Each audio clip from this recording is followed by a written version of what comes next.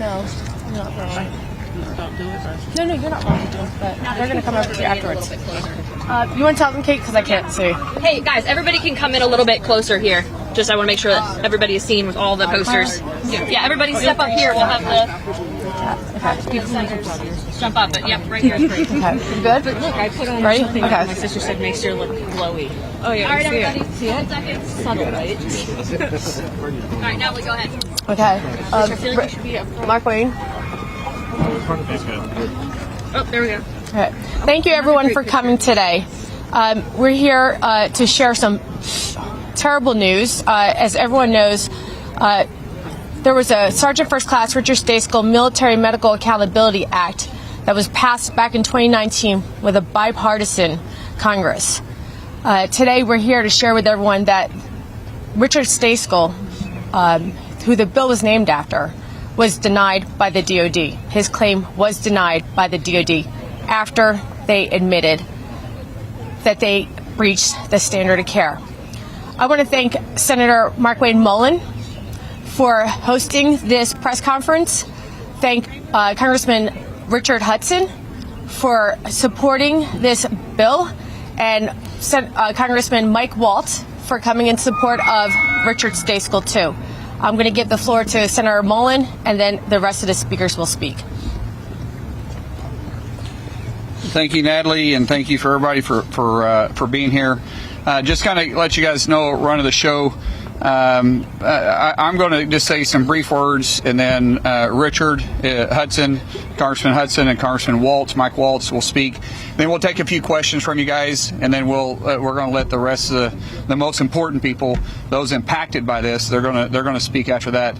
I just want to make a point here. Richard Stayskal, when him and I first spoke, we went over his case, and obviously it was so egregious what happened to him that is why the bill was named after him. I mean, we looked into the Fairness Doctrine and made changes to it for the first time in history because of the diagnosis that didn't take place. From the first time they diagnosed it as pneumonia, and then when they finally did diagnose it, when it just had a lump at first, at 6 months prior to the diagnosis, when they finally diagnosed it, it was literally wrapped around his esophagus. And talking to the claims department yesterday, I kid you not, now everybody in this area, I'm sure, has been affected by cancer at some point. Someone in your family, friends, has dealt with it. And I kid you not, what they told me yesterday is the outcome, the treatment of the outcome wouldn't have changed if they would have treated it when they first saw it to the last time. Now, think about this. The first time it was a lump. It was a mass that was on his lungs. The second time, it was a mass on his lungs that had grown. The third time, it had grown, but they still said it was pneumonia. When they finally diagnosed it as cancer, that lump, that mass, had wrapped around his esophagus at the time. And they said the outcome would be in the exact same. But yet everybody here knows the earlier you detect cancer, the better your outcome is. Your survival rate drastically increases. Here's some numbers. Of 155 claims that they have received, DOD has already denied 140 of them. The fox is guarding the hen house, and changes have to be made. When they try to sit there with a straight face and tell me that the procedure, the outcome would have been exactly the same from when the first person saw him, if they would have diagnosed it right, when they said it was pneumonia and sent him back to training, to when they did diagnose it, when it was finally wrapped around his esophagus and said it with a straight face, something is wrong. These are the individuals that said that they care about the soldiers as much as we do. But what they're doing is egregious. And because of that, we're going to have to hold them accountable. The idea that they would deny Rich Stayskal's bill just shows you the blatant arrogance that they have. And I took it as a slap across the face. Something that I guarantee you I'm going to lean into. And so I appreciate you guys bringing attention to it, because honestly, you guys influence this place as much as I hate it, as much as anybody. So with that, I'll turn it over to Congressman Richard Hudson. Thank you so much, Senator. My name is Richard Hudson. I'm Congressman from North Carolina's 9th Congressional District. Rich Stayskal is my constituent. He's my neighbor. He and Megan and the girls have become my friend. I was devastated when I heard this result from DOD. What happened to Rich Stayskal with this misdiagnosis, the malpractice,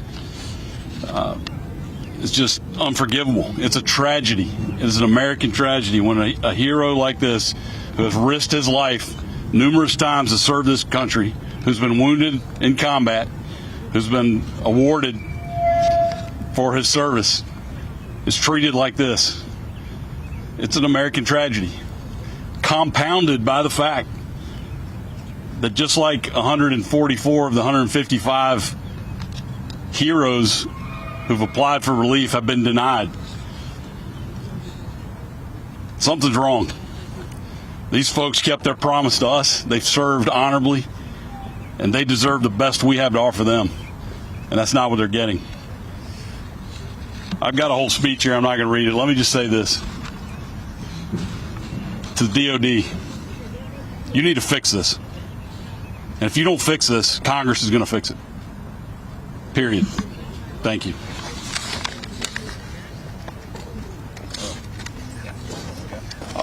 I was supposed to introduce the man who needs no introduction, an actual Green Beret, Congressman Mike Waltz.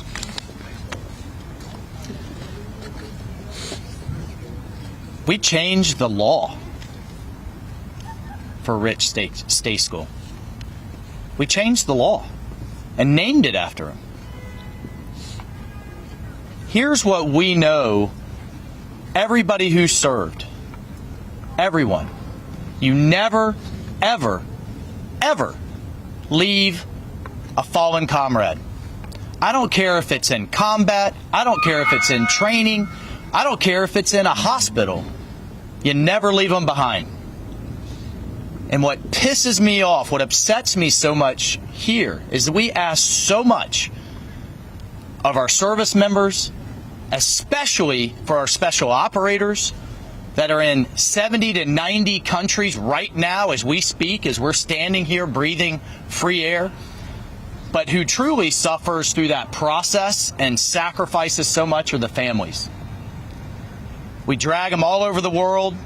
We're gone. Even when we're back, we're not really here, because then you have to go off to train for the next deployment.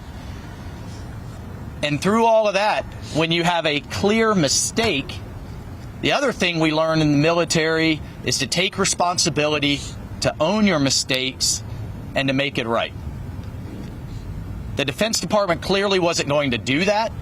Part of that, frankly, in my opinion, made sense. Some of the court precedent and others. We don't want medics in combat or a doctor in some type of cash facility, a combat hospital, to be liable as they're doing their best to take care of the wounded. But back here at home, when you miss it, when you screw up, when you misdiagnose, when there's clear malpractice, then the service member, their family, needs recourse.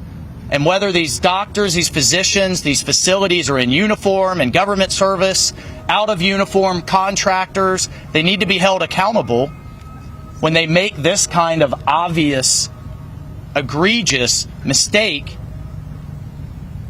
And to say that nothing would have changed had the diagnosis been correct is bullshit.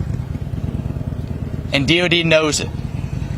And I thank you, Senator, we are going to continue to hold them accountable. The bottom line is we changed the law. Now we're going to force the Department of Defense to enforce the law. I've got your back, brother. I've got your back, okay? And your family's back, and all of your backs. That's what we're here for. This is what we wake up to do, and to make it right. And I salute you, man. All right.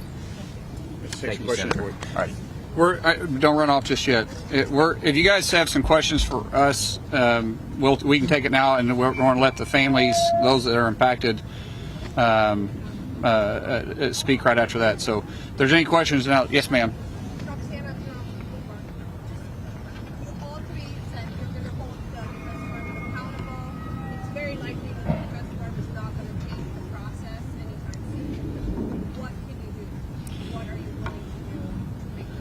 Well, all three of us will get together, attack this on all fronts. But through the NDA, there's options with language. So we can take it to where it automatically, if it's denied, it goes to a third party outside of DOD and an unbiased opinion that looks at it. There's a way to actually have where right now the Army looks after the Army, the Navy looks after the Navy, and the Air Force looks after the Air Force, where we could maybe have we could have the Army be overseen by the Navy, and the Navy overseen by the Air Force, and the Air Force overseen by the Army, where you have different set of doctors on it. And there has to be a direction that we have clear points of direction for the DOD. The way they're looking at this to adjudicate or for the repeal process is absolutely not what we had intended for the language. I mean, all three of us was involved in language, and it wasn't the intention of the way they're interpreting this. So I thought it was pretty clear. I think Congressman Waltz and Congressman Hudson would say the same thing. Evidently, they don't. So the language will be changed to some degree. And I'll tell you I'll just tell you, look, anytime you have something that's bicameral and bipartisan in this town with members who are engaged and have been engaged on the relevant committees, I'm confident we can get something done. I think it's important to note that Jackie Spear, our colleague from California, was crucial in the success of this bill. She wasn't able to be here today. Her chief of staff's here. I think he's going to speak next, but I want to recognize her and thank her. This wouldn't have been possible without her work. This is bipartisan. And I'll just say, if DOD doesn't fix this, they're not going to like the solution I'm going to recommend. We're going to fix this. We're going to take it out of their hands if they show they can't handle it. We're not playing games. Right. And I appreciate you bringing up Jackie too, because also Adam Smith, Chairman Smith, and Chairman Reed, they have they're on board on this too. Same thing with Ranker Wicker. There's Mike Turner, Chairman Turner, I guess is Ranker Smith now, isn't it? We've talked to them. They couldn't be here. Or Roger Smith, Mike Rogers. Did I say You've Mike been gone Smith? from the House so long you don't remember our names. Man, I'm trying, but you guys are from the lower chamber. The lower chamber you forget about real quick. But I'm just saying that the relevant committee chairman and the rankers, they're all on board with this same process, and they were through the process to begin with. So we do have bipartisan support, and we will get some language done on this. Anything else? Thank you, guys.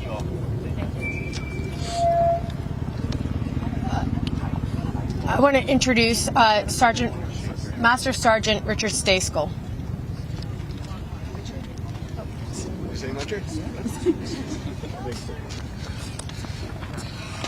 How you doing, everybody? I actually wrote a speech, believe it or not, for the first time. I had a little bit of a hard time getting my words together, but I wanted to make sure that I spoke accurately and correctly and how I wanted to. But so I just want to say good morning and thank you to the senators, congressmen, and women sitting here today. I really wish I wasn't here today yet again and under these circumstances. This is the most difficult press conference I've done yet so far out of all of them. The denial of my claim by the Department of Defense, in my opinion, is a blatant act of betrayal, not only to myself, but every service member out there. I see this as nothing short of deception at play. I stand here today on behalf of an entire generation and behalf of future generations to ensure what happened to me will never happen again and give every breath I have for them. So we'll never have to endure this deep, strong, painful act of betrayal by an institution I've given my life to, and so many of my friends have as well.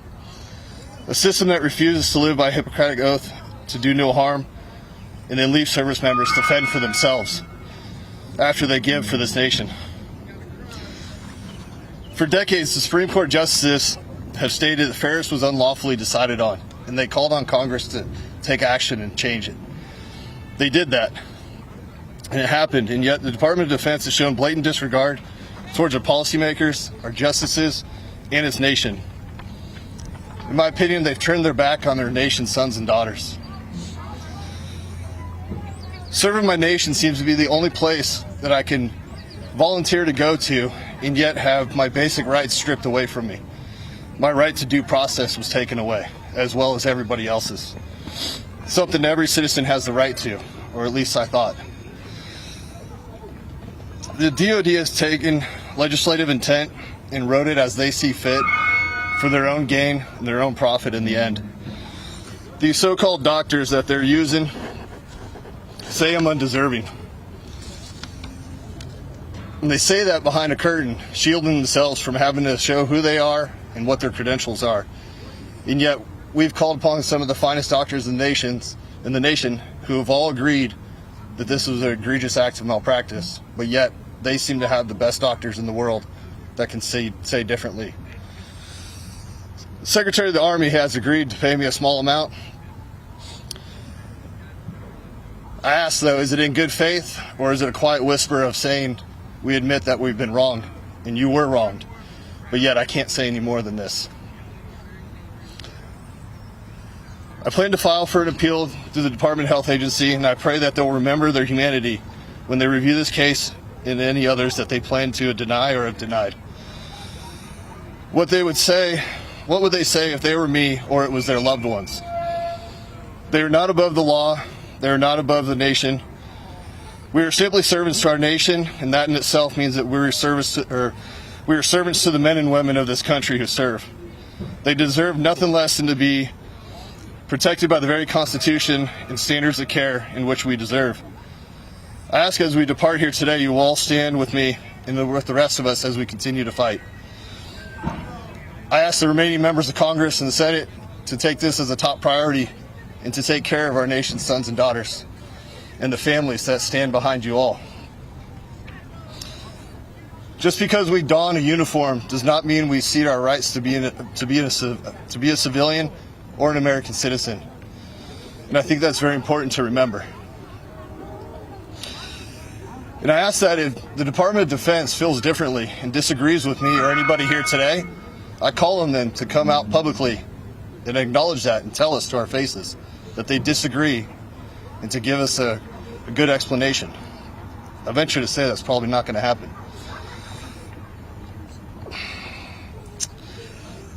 I ask the DOD just remember that there's humility in life, and they accept it, they fix their wrongs, and they move forward to build a better, stronger military, as many of us still want to continue to serve despite our ailments and our disabilities, and we still have a lot to offer. I would like to see a military that truly takes care of itself instead of disregarding someone once they become out of the norm or no longer fit the bill for service. I'd like to see a military that truly cares about what it says and means what it says and shows. I thank everybody for being here today. I appreciate all the families for being here. It's never easy meeting them and seeing them, and I thank all of you for being here and continuing to support this. I don't think many saw this as something that was going to be what it is today, but I think what you see here today stands for itself, and that it's an important issue. And like the Senator said and the Congressman said, for the first time in history, this has happened. I think it's time that we acknowledge it, we understand it and accept it, and we move forward. Thank you.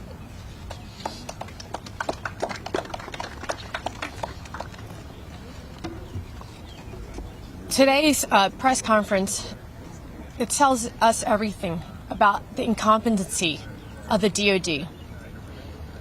They engaged in malpractice, not just with Richard, but hundreds and hundreds of soldiers. Many of them died, literally died at their hands. Not from bullets. They didn't die from terrorism. They died from incompetent DOD providers. And that's a big problem. We're training these men and women to go fight for our country, but they can't fight because they're dead due to their malpractice and incompetency. The DOD denied Richard's claim, but yet in their letter, they admitted to breaching the standard of care. Let me say that again. They admitted that they breached the standard of care, but yet they're saying they didn't engage in malpractice. Breaching a standard of care is malpractice. It's like killing someone and then saying, but I didn't murder them. Killing someone is murder. We're asking them to admit the truth, but yet they won't. The whole point of this bill was for accountability. It was for transparency. Who was this doctor that they found, the only person in the universe, I can't imagine who this person is, that would say when a mass is in a lung and 6 months later it metastasizes, that it's the same difference? It's not. It's not. It's a growth. It's a metastasis. It goes from different stages. And yet the DOD will actually stand behind this and deny Richard's claim. If they did this to Richard, what good is this bill? What good is this law? It's a farce. It's wrong. And we're disgusted. We're all disgusted.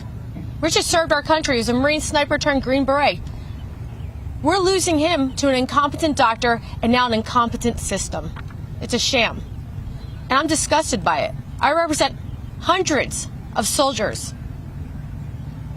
This isn't what we did. This is not what we anticipated.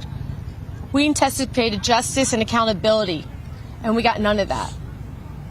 And I thank God that we have Senator Markwayne Mullin behind us supporting this, that we have Jackie Spears retired, but she did a great job when she did. Congressman Hudson, Congressman Waltz today showing up, giving us support, giving us their word that they're going to fix this. But the DOD should have fixed this. The DOD should have fixed this. They had an opportunity. They are incompetent from the minute that they engaged in malpractice to their decision. Incompetent through the whole system, from the standard of care being breached to their medical review process. It's a sham. And we're here to tell everybody, we need your help. We need your support. We need to fix this. And we need to fix this immediately, because unlike us out here, Richard does not have all the time in the world. Time is not on his side. He has stage 4 cancer. We need to do this now. I'm going to put up Josh Connolly, former Chief of Staff to Congresswoman Jackie Spear. Hi, everyone. I'm Vice Chair of Protect Our Defenders, an advocacy organization that helps men and women who have been sexually assaulted in the military. I was also Congresswoman Spears' longtime Chief of Staff. She was the chairwoman of the Military Personnel Subcommittee and was the author and one of the key champions of this legislation. I can tell you that the intent and what was achieved with this legislation was a clear, fair path to compensation. The military decided willfully to disregard the congressional intent and to gut this legislation. They had a choice to uphold this bicameral, bipartisan bill, and they chose to gut it. And that was their choice, and we have to hold them accountable. The result is not honoring the brave men and women that serve our country, that have been victimized by horrible doctors and re-victimized by the process. So you don't have to take my word for it. There's a smoking gun here. The Congressional Budget Office is responsible for assessing the cost of every piece of legislation, every piece of legislative language that gets to the floor of the House. They looked at the Stayskal bill, and they said that this is going to cost roughly $500 million in claims. Now, Senator Mullin told you that of the 155 cases, only 11 have been upheld, and for a paltry amount. So the only difference here is what the Congressional Budget Office looked at the legislation, and now we see the end result. And that end result is a bastardization of what was passed by the House and the Senate and signed into law. And that's on the hands of the DOD. So today we call on the DOD to remedy this, to figure out what they can do, what authority they have on their own, and what they don't. And anything they can't do unilaterally immediately, we need Congress to act through the National Defense Authorization Act. And I'm confident with Senator Mullin and with Natalie's advocacy and all the other members that this is going to get done, because it has to get done for Richard and for all the other service members who are victims and re-victimized by this process. Thanks. I'm going to ask Myra Guillen, president of the I Am Vanessa Guillen Foundation and sister of Vanessa Guillen, to speak.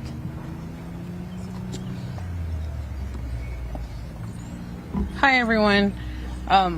I stand here united with who is now my military family. We've been let down once again by the system that was supposed to protect our loved ones. We've been working tirelessly to make sure that positive change comes out of our tragedies. Nonetheless, the trust has been broken all over again. How many more families is it going to take for the DOD to do what's right? We only ask for justice and accountability. My sisters should be here today. Danielle, Jordan, Crystal. They should all be here today. To the DOD, please do what's right, not only for us, but for future generations to come, because it now becomes a national security issue. Thank you. Does anyone have any questions? I thank everyone for coming today. Help us help our soldiers. Take care. Thank you.